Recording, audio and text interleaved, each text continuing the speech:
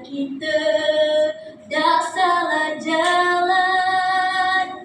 Assalamualaikum warahmatullahi wabarakatuh.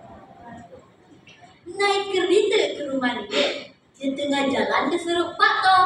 Senang hati datang ke sini. Jadi finalis lomba pidato.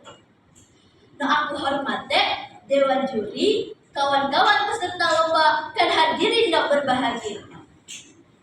Alhamdulillahirabbil alamin. Puji syukur kita panjat kehadirat Allah Subhanahu wa taala karena kita dapat berkumpul di sini tak kekurangan satu apapun.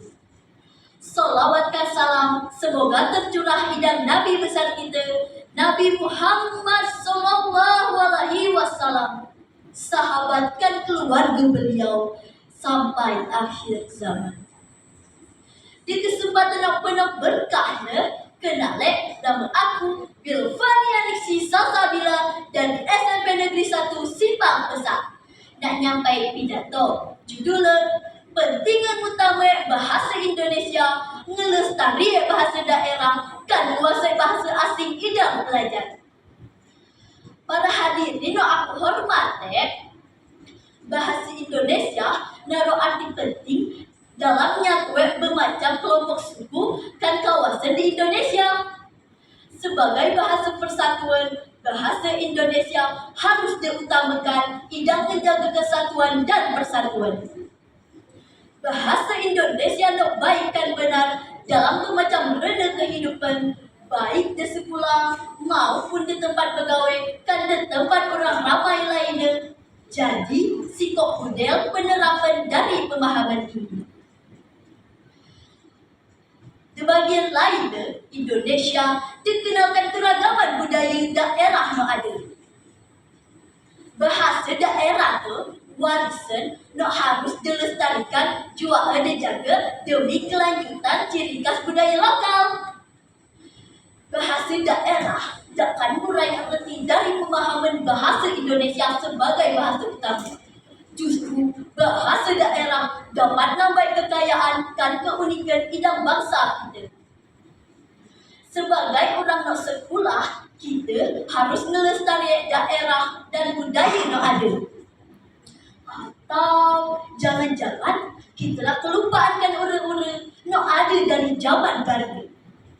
Ura-ura tu semacam pepatah nak berisi nasihat kurang berita.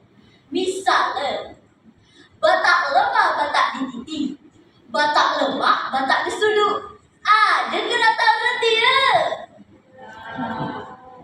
Ura-ura itu terreti ya. Kurang nak iman saya ngegawe perbuatan nak salah padahal lang kerap dia beri nasihat. Nah, ada banyak ura-ura lainnya nak harus kita pelajari sebagai pelajar.